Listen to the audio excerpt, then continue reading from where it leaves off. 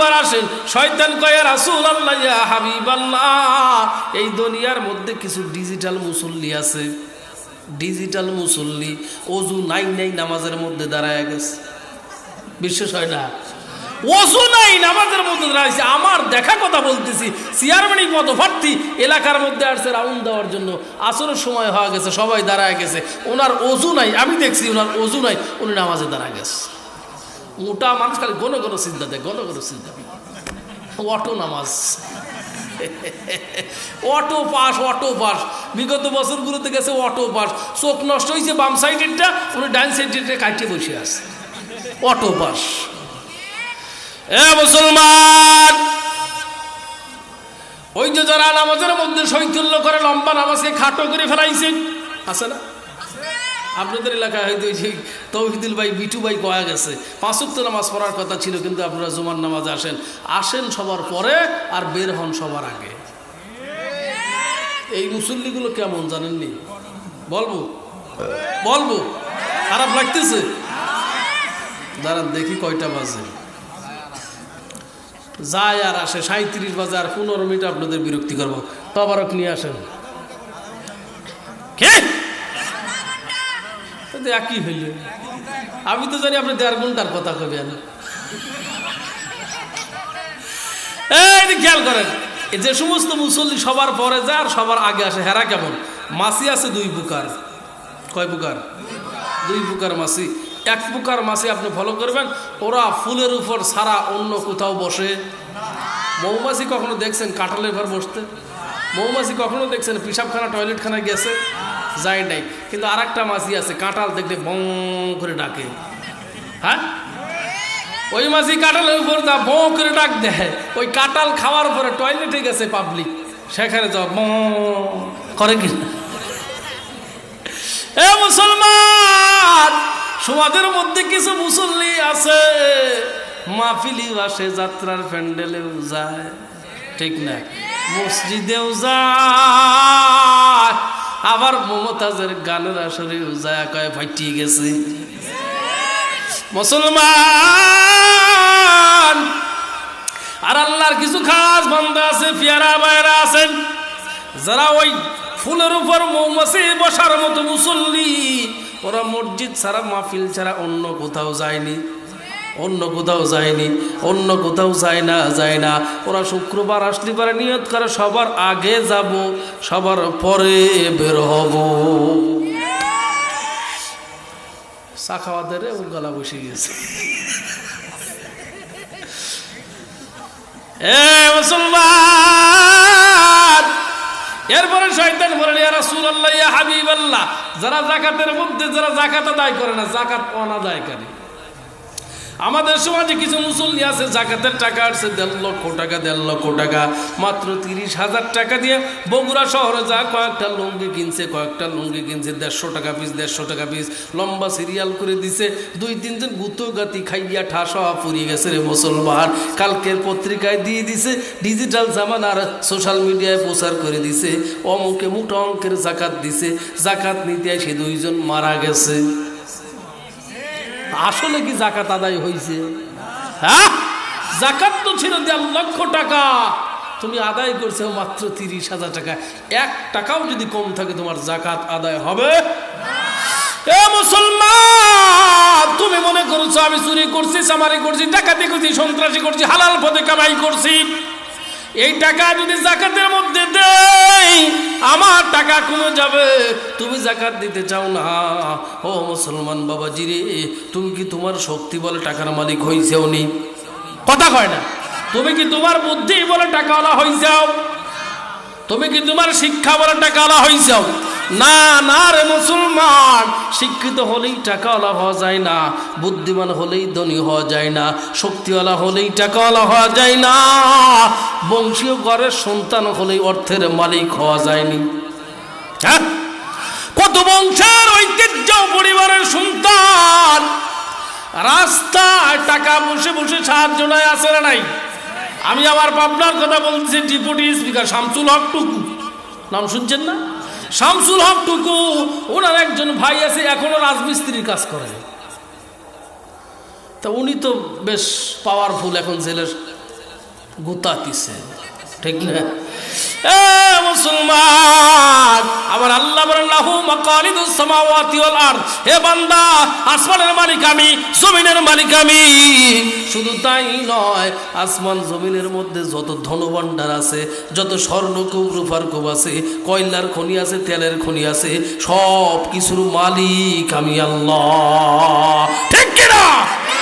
ও মুসলমান, ইবলিস শয়তান খাইয়া রাসূলুল্লাহ ইয়া হাবিবাল্লাহ, সমাজের মধ্যে আরেকটা গ্রুপ আছে, বলে কোন গ্রুপ? বলে যারা নামাজ পড়ে না, রোজা করে না, ওরা দুনিয়ার প্রতি লোভ বেশি, খালি টাকা কামার ধান্দা করে, ওরা হলো আমার বন্ধু, আপনার শত্রু। আছে না? এ মুসলমান, আগামী 1 মাস পরে রমজানের রোজা। কিছু মুসল্লি গাইকে রোজা এত তাড়াতাড়ি আইসি গেল, কি করি রে কথা। এ মুসলমান, রোজার মাস আসলে কিন্তু পর্দার বাহার জমে যায়, বাড়িতে পর্দা নাই, বউ বেপর্দা, মেয়ে বেপর্দা, সবাই বেপর্দা। কিন্তু রোজার মাস আসলে পর্দা বাইরিয়ে যায়, কোথাও কালো পর্দা, কোথাও লাল পর্দা, কথা কয় না। আর কিছু বেকায়দা যুবক আছে, কায়দাহীন বেকায়দা যুবক আছে, সিগারেট খায় আর মুরব্বীদের রোজাদারের চোখের সামনে ধোঁয়া ছাড়ে। হে বাটপার, তুমি বেশি বাটপারি দেখাও না, ও মুসলমান। বলতেছিলাম, শয়তান কয় রাসূলুল্লাহ ইয়া হাবিবাল্লাহ, যারা দুনিয়ার প্রতি বেশি লোভী তারা আমার বন্ধু। আরে মুসলমান, নবীজি এই ক্ষেত্রে এসে বললেন, আদ-দুনিয়া জিফাতুন ওয়া তালিবুহা কিলাব। ও মুসলমান, এই হাদিসের আলোকে একটা কথা বলে যাই, বাংলাদেশে কিছুদিন পূর্বে ছিলেন একজন দরবেশ বাবা। কি বাবা? ও বাটপার বাবা। ওর দরবেশ শব্দটাকে অবমাননা করা হবে। হ্যাঁ মুসলমান, এই বাটপার বাবা, দরবেশ বাবা যেটাই বলেন, ওর কি অর্থ সংবাদ কম ছিল? ইজ্জতের মালিককে, বেইজ্জতির মালিককে। কিছুদিন আগে ওর দাড়ি ছিল, যখন পলায়ন করতেছিল তখন দাড়ি ক্রিম শেভ করছে। আল্লাহর কাছে ক্যামেরা আছে না? আছে না? সিসি ফুটেজ দিয়ে আল্লাহ দেখে কয় তাড়াতাড়ি যাও, বাটপার যাইতেছে, শেভ করছে। মুসলমান, আমার কেমন যেন মনে হয় ওই বাটপারের মুখে দাড়ি থাকলে পরে পুলিশ ধরতে পারতো না। তুমি যতই জ্বালিয়ে সাজো আর যাই সাজো, পুলিশ ধরতে পারতো না। তুমি যখন নবীজির দাড়ির উপরে খুর লাগাইছাও, আল্লাহ বেজার, আসমান বেজার, জমিন বেজার, গাছপালা তরুলতা সব হইছে বেজার, পুলিশ প্রশাসন তোমার কাছে হয়ে গেছে দরকার। এ মুসলমান, নবীজি বলেন, আদ-দুনিয়া জিফাতুন ওয়া তালিবুহা কিলাব। এই গোটা দুনিয়া, টোটাল দুনিয়াটা হলো মৃত্যু একটা জন্তু, আর মৃত্যু জন্তুকে যারা তালাশ করে তারা কুকুর, ঠিক না? মনে করেন আপনাদের ফুলবাড়িতে একটা মরা গরু আসছে, মরা গরু, কয়জন খাবেন? খাবেন না? হ্যাঁ, মরা গরু এই জন্য আমরা খাবো না কেন? মুসলমানদের জন্য মরা গরু, মরা ছাগল, মরা মুরগি, মরা উট, মরা দুম্বা খাওয়া হারাম। এই জন্য খাবো যদি আলু দিয়ে গাঠি করা হয়। হে মুসলমান, ভালো করে বুঝছেন, গোটা দুনিয়াটা হলো মৃত্যু জন্তু, আর মৃত্যু জন্তুর যারা তালাশ করে তারা। ফুলবাড়ি মরা গরু আপনি খান না, আপনার বাড়ির কুকুরও খায় না, তা কর না করে? কুকুর খায়, ভালো করে ফলো করবেন। নবীজি কেন কুকুরের কথা নিয়ে আসছেন? মুহাদ্দিসিনে কেরাম লেখেন, নবী তো কাকের কথাও বলতে পারতো, অন্য পানির কথা বলতে পারতো, কেন বলে নাই? আপনি কাকের জীবনী দেখবেন, একটা কাক যখন কোনো খাবার পায়, অল্প একটু খাওয়ার পরে ডাক দেয়, কা ও খালাতো ভাই কনে আসো, তুমিও খাও আমিও খাই। কাকের এক ভাই মারা গেছে, কাক নিজে কবরস্থ করছে, আছে না নাই? ও মুসলমান, আপনার বাড়ির পালিত কুকুর পাশে একটা ছাগল মারা গেছে, একটা গরু মারা গেছে, খাইতে খাইতে পেটটা ভরে গেছে, একদম খাদ্য নালীর শেষ প্রান্তে আসছে। হঠাৎ করে স্বাস্থ্য ভাই গেছে, আপন ভাই গেছে, যাওয়ার পর কয় আমাকে একটু দাও।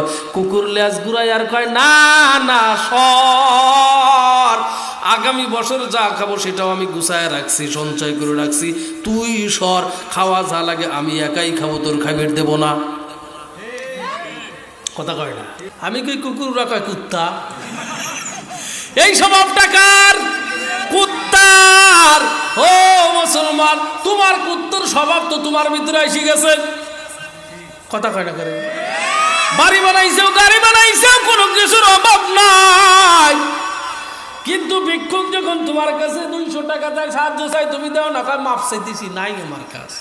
কথা কয় না। মুসলমান, তোমার জন্য যদি বলা হয় মাদ্রাসায় টাকা দাও, তোমাকে যদি বলা হয় মসজিদে টাকা দাও, তোমাকে যদি বলা হয় রোডের পাশে একটা কুয়া খনন করো, তোমাকে যদি বলা হয় একটা টিউবওয়েল খনন করে দাও, তুমি কও না না, বড় অভাবের মধ্যে আছি, সাওয়াল অস্ট্রেলিয়া যাওয়ার কথা, যাইতে পারতেছে না, কি যে আমি করি। আছে না নাই? ওই কুকুরটা ওই কুত্তার চাইতে তুমি কোনো অংশ কম আসাওনি, কোনো অংশ কম আসাওনি। খাইতে খাইতে তো পেট বড় হয়ে গেছে, ওরে সুবহানাল্লাহ, কুলাকুলিও করা যায় না, মুয়ানাকাও করা যায় না, মাঝখানে দেয়ার আর ফাঁকা। মুসলমান ভাইরা আমার বন্ধুরে বুঝতেন তো, শয়তানের বন্ধু কয় শ্রেণী? এই যে কয় শ্রেণী? 1 নম্বর জালেম শাসক, 2 নম্বর অহংকারী, 3 নম্বর অসৎ ব্যবসায়ী, 4 নম্বর মদ পানকারী, 5 নম্বর এতিমের সম্পদ আত্মসাৎকারী, 6 নম্বর চগলখারী, 7 নম্বর জিনাকারী, 8 নম্বর যাকাত আদায়কারী, 9 নম্বর নামাজের মধ্যে শৈথিল্যকারী, নামাজকে খাটো করা, 10 নম্বর দুনিয়ার প্রতি কুত্তার মতো লোভ করা। বুঝছেন নি? হ্যাঁ বুঝছেন নি? আমি আর জীবনে আপনাদের এখানে নাও আসতে পারি, কথাগুলো মনে রেখে হুজুর বলিয়ে গেছিল। মুসলমান ভাইরা আমার বন্ধুরে বলতেছিলাম, ইন্নাল্লাহা ইউহিব্বুল্লাযীনা ইউকাতিলুনা ফী সাবিলিহি সাফফান কাআন্নাহুম বুনিয়ানুম মারসুস। আল্লাহ কয় সমাজের মধ্যে সবাই আমার কাছে প্রিয় না, বলে কারা প্রিয়? আল্লাহ বলতেছেন যারা আমার রাস্তায় সীসা আর ডালা পাচির হয়ে লড়াই করে। আরে মুসলমান, সকালবেলা তুমি ঘুমায় গেছো, আল্লাহর দেওয়া নিয়ামত পাইছো, আল্লাহ তোমাকে আরামের জন্য সোয়ান ফমের ব্যবস্থা করছে, তোমাকে আরামের জন্য শিমুল তোলার ব্যবস্থা করছে, ঠিক কিনা বলেন? শীতের দিনে গরমের ব্যবস্থা করছে, আল্লাহর দেওয়া নিয়ামত পাইয়া তুমি নাক ডেকে ঘুমাও, অথচ মুয়াজ্জিন আযান দিল আসসালাতু খায়রুম মিনান নাওম, ঘুমের চাইতে নামাজ ভালো। তুমি নামাজ পড়ো না, এখানে এমনও কিছু মুসল্লি আছে সেই যে ঈদুল আজহার দিন নামাজ পড়ছি আর নামাজই নাই, আছে না নাই? আবার এমন কিছু মুসল্লি আছে শুক্রবারে নামাজ পড়ে, অন্য নামাজের হুকুম আকাম কিছুই জানে না, আছে না? ও মুসলমান, স্বভাবটা ছাড়ো, এই স্বভাবে লাভ নাই। আল্লাহ তাদেরকে ভালোবাসে যারা আল্লাহর রাস্তায় লড়াই করে। কেমন লড়াই? বলে সীসা ঢালা বাসির হয়ে লড়াই করা লাগবে। ওই যে হযরত আনাস রাদিয়াল্লাহু তাআলা আনহু থেকে বর্ণিত আছে, এদিক তাকান, কথা শেষ করে দেব। তুমি ওর কি মাথায় পেঁয়াজ কম আছে নাকি? যা রাস্তাতে গোরেগা, আসতেছি আমি। হ্যাঁ রে বাটপার করে হাসি রে, চুপ কর, শেষ করে দেবো। নবীজির কাছে একজন সাহাবী আসলেন, হযরত আনাস রাদিয়াল্লাহু তাআলা আনহু। এদিকে খেয়াল করেন ভাই, এদিকে খেয়াল করেন। আনাস রাদিয়াল্লাহু তাআলা আনহু থেকে বর্ণিত আছে, একজন সাহাবী নবীজির কাছে আসলেন, আসার পরে ডাক দিয়ে বলে, ইয়া রাসূলুল্লাহ, ইয়া হাবিবাল্লাহ, আমার চেহারার মধ্যে কোনো সৌন্দর্যতা নাই, আমার কান বড়, নাক খাটো, মাথার কোনো সৌন্দর্য নাই। নবী গো, আমি একজন সম্ভ্রান্ত পরিবারের সন্তান, কিন্তু আমার চেহারার মধ্যে আমার মামার কালার চলে আসছে, নানি রক্তের অবস্থান, নানির রক্তের শুক্রাণু আমার দেহের মধ্যে আসছে। বলে কেমন? বলে আমার মামার বাড়ির সবাই কালো, কুচি, বেসাইজ, আমার ভিতরেও বেসাইজ চলে আসছে। নবীজি, আমি প্রশ্ন করতে চাই, ইয়া রাসূলুল্লাহ, এই কুচরি চেহারাওয়ালা মানুষটা কি জান্নাতে যাবেনি? নবীজি কয় কেন? জান্নাতে তো সবাই যাবে, জান্নাতে যাওয়ার জন্য ধনীও লাগবে না, গরিবও লাগবে না, সুন্দর চেহারাওয়ালাও লাগবে না, নামাজ জান্নাতে যাওয়ার জন্য টাকাওয়ালাও হওয়া লাগবে না রে মুসলমান, স্বাস্থ্য ভালো এমন কিছুর দরকার নাই। তোমার ভিতরে যদি দুইটা জিনিস থাকে, বলে কয়টা জিনিস? বলে দুইটা জিনিস। কি সেই দুইটা বিষয়? সাহাবী বলতেছেন আল্লাহ রাসূল বলেন, এক নম্বরে তোমার সৃষ্টিকর্তা কে? তোমার বিশ্বাস করা লাগবে আল্লাহ একজন। কুল হুয়াল্লাহু আহাদ আল্লাহুস সামাদ লাম ইয়ালিদ ওয়া লাম ইউলাদ ওয়া লাম ইয়াকুল লাহু। ও মুসলমান, আল্লাহ এক, দ্বিতীয় কেউ আসেনি। আল্লাহকে কি কেউ জন্ম দিছে নাকি আল্লাহ কারো জন্ম দিছে? না না রে মুসলমান। সাহাবী বলেন ইয়া রাসূলুল্লাহ ইয়া হাবিবাল্লাহ, নবী গো এই কথার উপরে আমি অটল বিশ্বাস করে আছি আজ থেকে 8 মাস পূর্বে। কয় মাস পূর্বে? ভালো করে বুঝছেন, শেষ কথা ইনশাল্লাহ। এ মুসলমান, নবীজি বলেন ঠিক আছে আলহামদুলিল্লাহ তুমি জান্নাতে যাইবা, মারহাবা বলেন। ও মুসলমান, সাহাবী বলেন ইয়া রাসূলুল্লাহ ইয়া হাবিবাল্লাহ, আমি জান্নাতে যাব কোনো বাধা নাই, আমার ঈমান আছে, এইটা সত্য।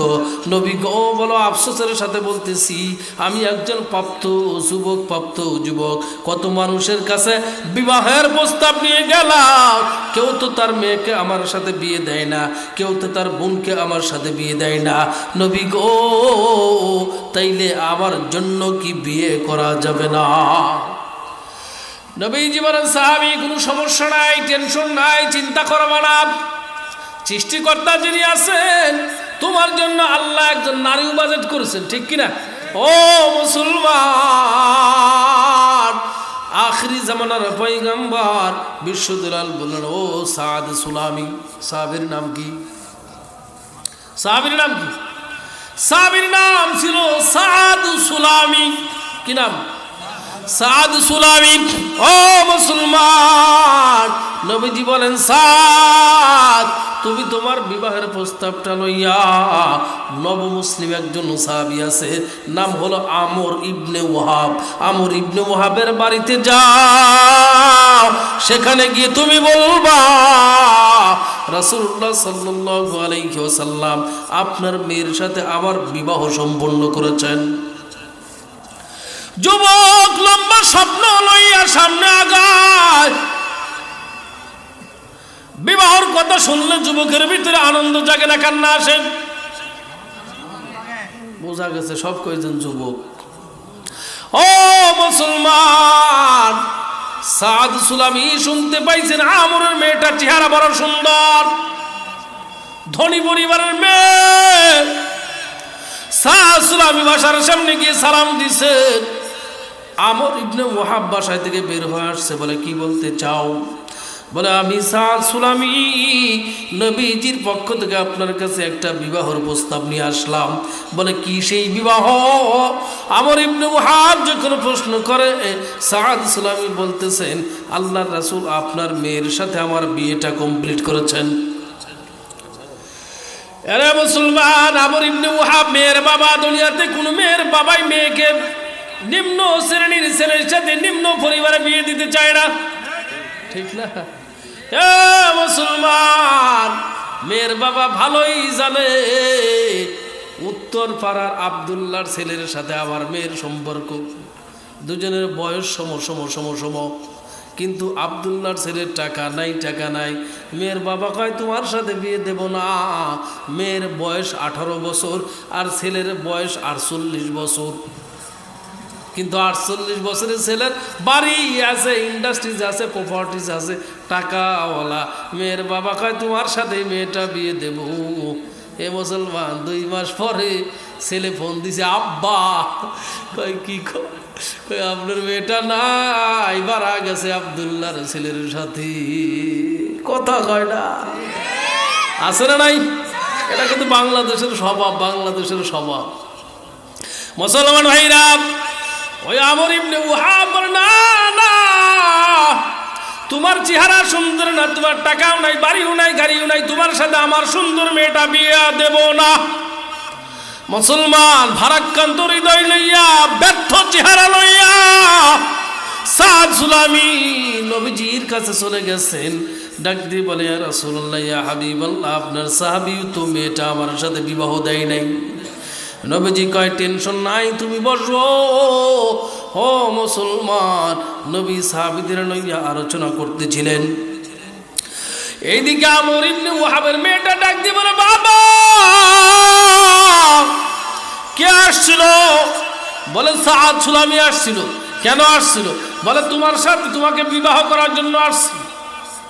মেয়েটা ডাক দিয়ে বলে, বাবা কেন আপনি না করলেন?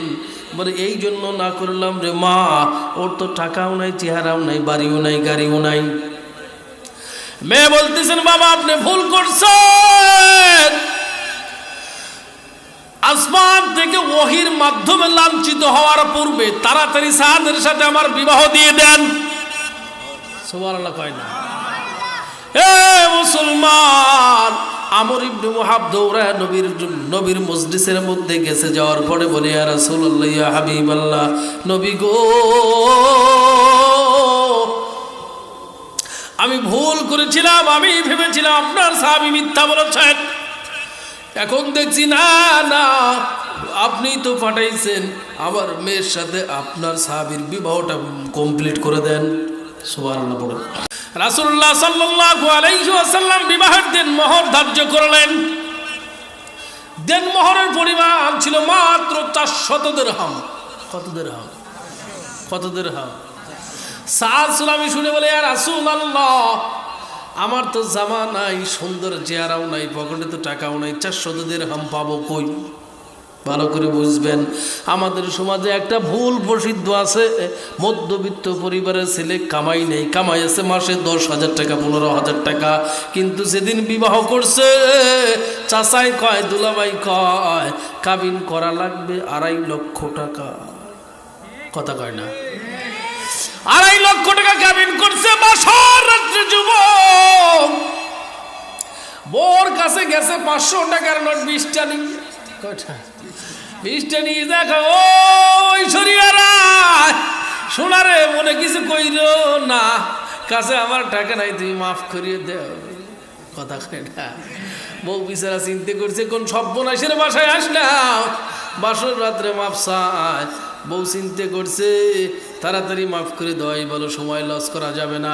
এরে মুসলমান, আপনাদের কাছে আমার প্রশ্ন, ওই যে মাফটা করলো, এইটা কি অন্তর থেকে নাকি মুখ থেকে? কথা কয় না? মুখ থেকে মাফ করছে। বিবাহ হয়েছে 96 সালে, এখনো কয় আপনি কিন্তু আমার কাছে ঋণ আছেন, আপনার কথা কাজের মিল নাই, সর্বনাশের বাড়িতে আসছে, জীবনে শখের কিছু দেয় নাই। কথা কয় না? এ মুসলমান, এই ভুল করেন না, এই ভুল করেন না, যার যার ঋণ শোধ করে দিয়েন, তাইলে আপনার ওর থেকে আসবে হালাল জাদা। না করলে কি আসবে? আপনারা কইছেন, আমি কইনি। এ মুসলমান, সাদ সুলামি বেসাই সাহাবী ডাক দি বলে, নবী এই 400 দিরহাম পাবো কই?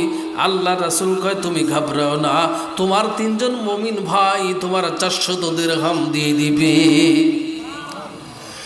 1 নম্বরে উসমান ইবনে আফফান, 2 নম্বরে আব্দুর রহমান ইবনে আউফ, 3 নম্বরে হযরত আলীর কাছে যাও।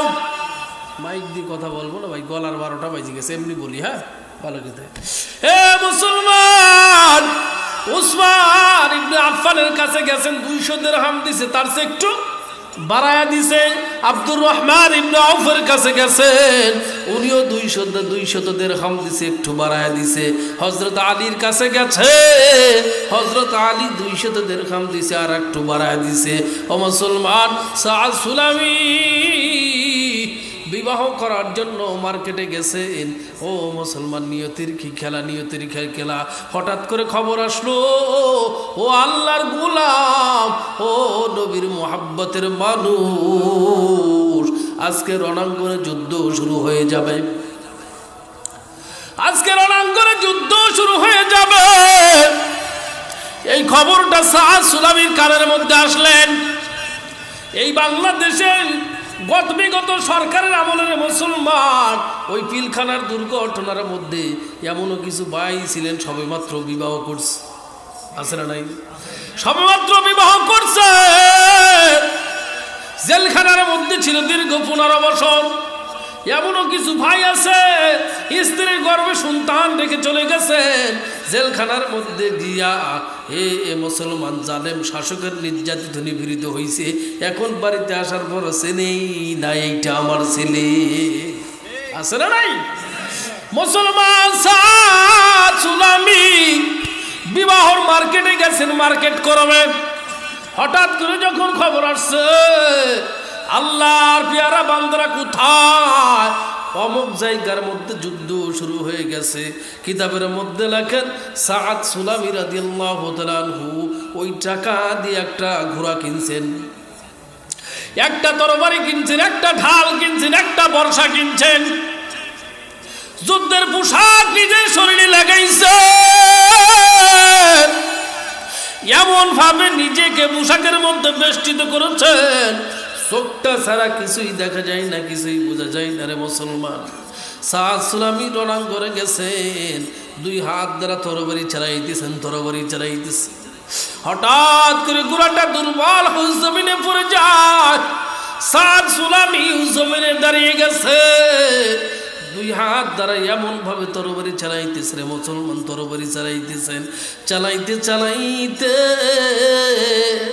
সাদের ডান বাহুর পোশাক খুলে যখন জমিনে পড়ে যায়, আমার আপনার নবী রহমতের নবী আমার ডাক দিয়ে বলেন, ওরে সাদ সুলামি অস্ত্র চালাও, তোমার মাধ্যমেই ইসলামের পতাকা উড্ডীন হবে। আহারে মুসলমান, কেউ একজন সাহাবী বলতেছেন এই মানুষটাকে এত দ্রুত তরবারি চালায়।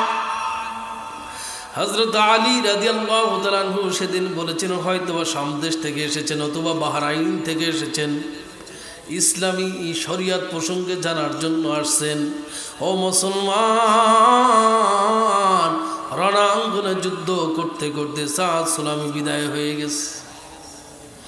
আমার নবীজির কাছে কে যেন খবর নিয়ে যায়, ইয়া রাসূলুল্লাহ সাদ নাই। নবীজি সাদের পাশে আসছেন, সাদের চেহারার মধ্যে থেকে ধুলাগুলো সরাইয়া দেন, সাদের ব্যবহৃত পোশাক ঝাড়া দেন, ধুলোবালি সরাইয়া দেন। নবীজি কয় হায় হায়, কি সুগিরান, কি সুগিরান, আল্লাহও খুশি, আমিও খুশি। ও মুসলমান, সাহাবী আবু লুবাবা বলতেছেন আমরা দেখলাম নবীজি হাউমাউ করে চিৎকার করে, আমরা দেখলাম নবীজি আবার খুশিও হয়, আমরা দেখলাম নবীজি নিজের চেহারাকে ফিরায় নিল। কিছুক্ষণ পরে সাহাবীরা প্রশ্ন করে, ইয়া রাসূলুল্লাহ, ইয়া হাবিবাল্লাহ, নবী গো আপনি কেন হাসলেন, আপনি কেন কাঁদলেন, আপনি কেন নিজের চেহারাটা ঘুরায় নিলেন? ও মুসলমান, আল্লাহ রাসূল বলেন আমি এই জন্য কান্না করলাম, সাদকে আমি বড় ভালোবাসতাম।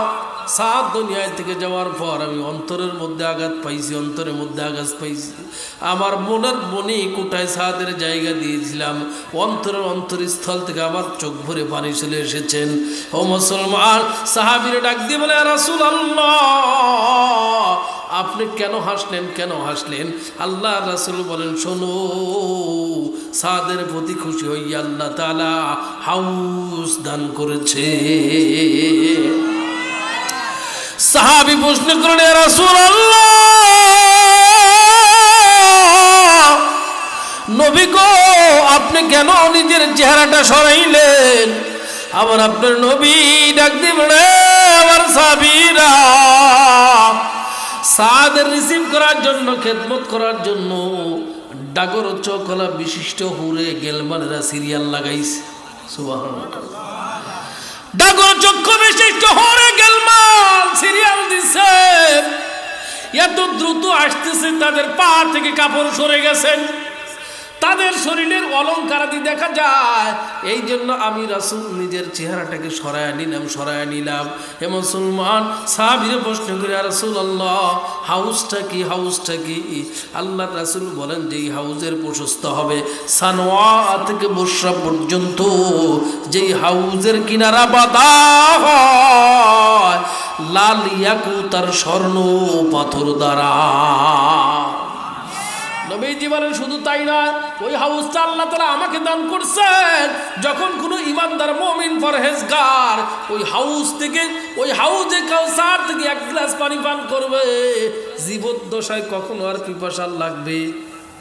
কথা কয় না।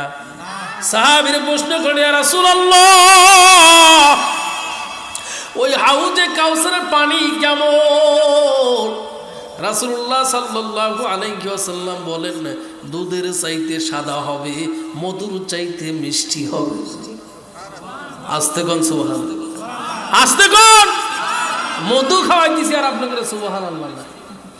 এ মুসলমান, নবীজি সাহাবীদেরকে ডাক দিয়ে বলেন, এই ঘোড়াটা লাও, তরবারি লাও, ঢাল লাও, বর্ষা লাও, ওই যে আমর ইবনে মুহাবের কাছে দিয়ে আসবা আর বলবা, আমর, তোমার মেয়ের চাইতে বেশি সুন্দরীর সাথে আল্লাহ তাআলা সাদ সুলামিকে বিবাহর ব্যবস্থা করেছেন।